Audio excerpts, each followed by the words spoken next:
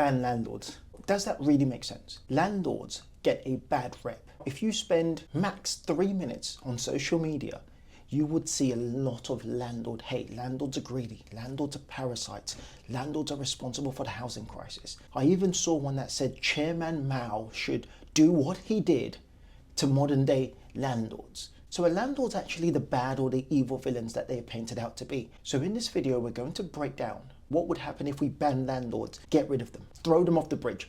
What would happen? So I genuinely understand, I don't agree, but I genuinely understand a lot of the landlord hate. People have been taught or perceived that landlords are responsible for a number of issues and faults in this country. A lot of the anti-landlord sentiment comes from the fact that rents have been rising. The average rent in the UK has skyrocketed. Zoopla has reported about a 7.9% increase year on year, 2024. Just in London, the average rent is about £2,500 per month. And therefore, many tenants blame landlords for pricing them out. Well, number two, housing shortage. The UK simply doesn't have enough homes to cater for this increase in demand. Now, I could argue this. Naturally, prices are going to be high in the fifth most productive country in the world, or the fifth most productive city in the world. It's the same across the entire world. According to the Centre of Cities study, we're about 4.3 million homes short. And some tenants will argue that if landlords didn't buy those properties, then first-time buyers would have more opportunities. And of course, this is often where landlords get a bad reputation, the rogue landlords. Naturally, in every industry, there are rogues. There are bad landlords and there are great landlords. Now, unfortunately, in this day of social media and in this media craze to hate landlords and to push this narrative that landlords are evil, the bad often outshines the good. And it would be disingenuous not to consider just a general sentiment in the atmosphere as it is. There's a perception that landlords are enjoying life while the vast majority of the population are struggling. It feels to some people that landlords are benefiting off the back of tenants, and people are naturally angered by it. But that leads into another conversation about where we are in society, that justifiably people are angry and they're looking for someone to blame. But the truth is, all that hate and sentiment, it's not really the full picture. It's about 10% of the full picture. If landlords were banned tomorrow, what happens? Would things get better? Now, I know a bunch of people would say, yes, of course, property prices will be a lot more affordable. I think you're wrong. Private landlords are responsible for providing accommodation for more than 4.6 million renters in the UK. That's nearly 50% of renters are looked after and provided accommodation for by private landlords. If landlords disappeared overnight, let's just say someone's wish came true. There was a magic wand and every single landlord disappeared tonight. Where would these 4.6 million people live? Of course, some people will say, well, if landlords didn't exist in the first place. No, genuine question. If we ban landlords today, where would the 4.6 million people live right now? The government hasn't built enough social homes, because bear in mind, those 4.6 million people will need emergency accommodation. We don't have those available. If you really are interested and you look at the data, you will see that the government built less than 10,000 social homes in 2023 and significantly less in previous years. The private rental sector makes up about 19% of UK households. So without private landlords, as much as it might feel like they are the villains, without private landlords, the entire rental market would completely collapse.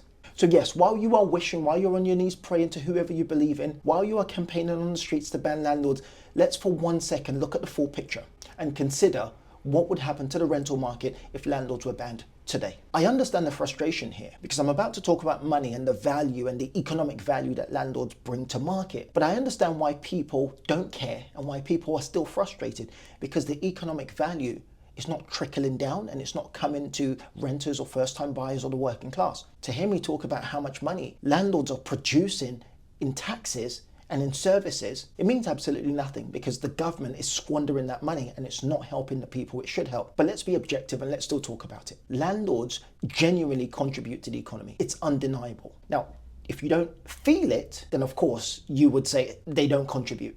But the private rental sector, the PRS, supports over 2 million people. So that's builders, tradespeople, estate agents, mortgage providers, mortgage brokers. That's 2 million potential jobs created because of this private rental sector. So if we ban the private rental sector today, There are friends, families, uncles, aunties, partners who work in those sectors that will be affected. Private landlords pay over 16 billion per year in taxes. That helps to fund public services. So yes, landlords in your current situation might be evil.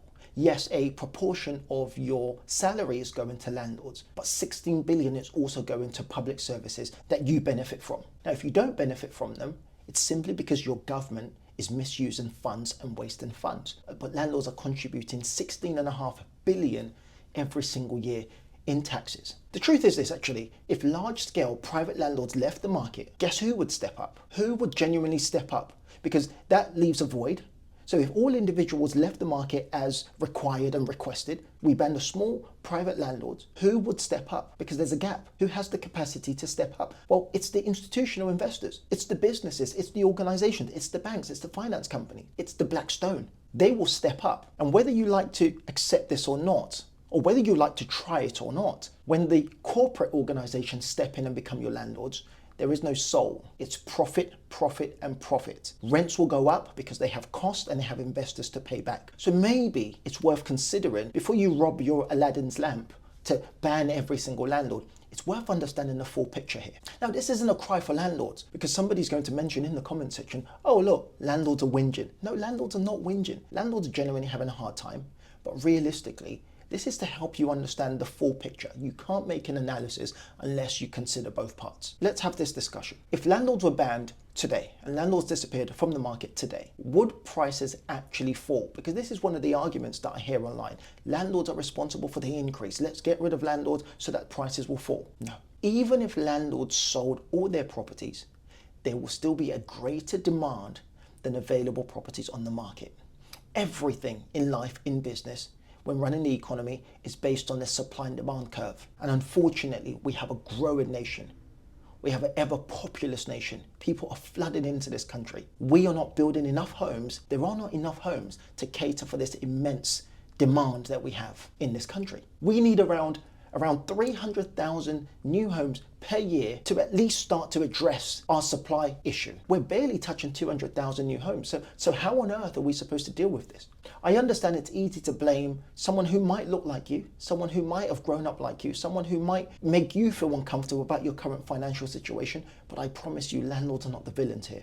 The real hate should be directed towards policymakers, aka your government. The hate for landlords, in my opinion, is completely misplaced. If we go back and look at some history, the right to buy scheme in the mid-80s sold off over 2.5 million council homes. The government has failed to replace those homes. So houses were sold off, but they were not replaced. Planning laws, bureaucracy, red tape, jumping through hoops just to bring and build more houses to the market is slowing down the ability to deal with this demand and supply issue.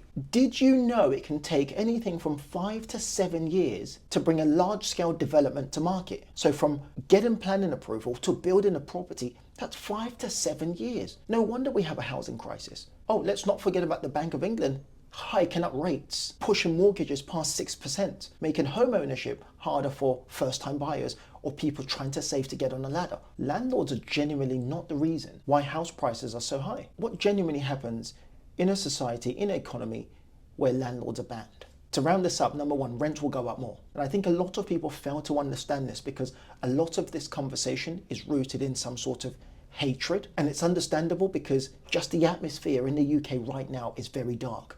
People are frustrated, people are tired, people are angry, and usually we need someone to blame. Rather than blaming the government, we look for individuals, the rich, the landlords, the immigrants. And the reality is this: if landlords disappeared off the market today, rents will go up, supply will shrink. As I mentioned earlier, everything in life, in business, in society, in the economy is based on a simple supply and demand curve.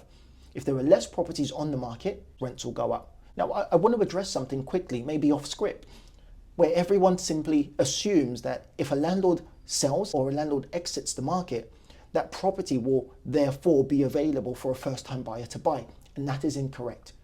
Because it's not just the availability of property that's stopping first-time buyers from getting on the property ladder. It's, do they have the deposit? Can they pass the affordability criteria? Do they have current debt? Can they manage the property? There are multiple factors. before it's a landlord issue. Point number 2, people will be homeless. Without rental properties, those that can't afford to buy will go homeless. Where would you go? Lastly, the economy will suffer. There is no beating around the bush. The economy will suffer. Taxes will increase. Cost of everything will increase. And the working man, the working woman, the average person will suffer. If the private rental sector, the PRS, collapses, there will be a loss of jobs.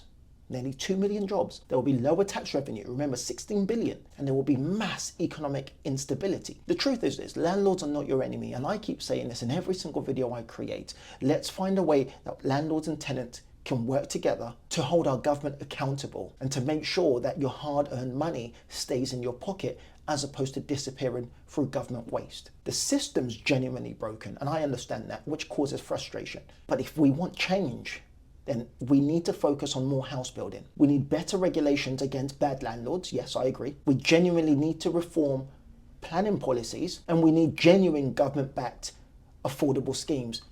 Not schemes that line their friends' pockets, not schemes that benefit the developers, genuine schemes that will help first-time buyers get on the property ladder. So should we ban landlords in the UK? Well, I'd love to hear your thoughts in the comment section below. Hey guys, if you got any value from this video, make sure you like, comment, and subscribe.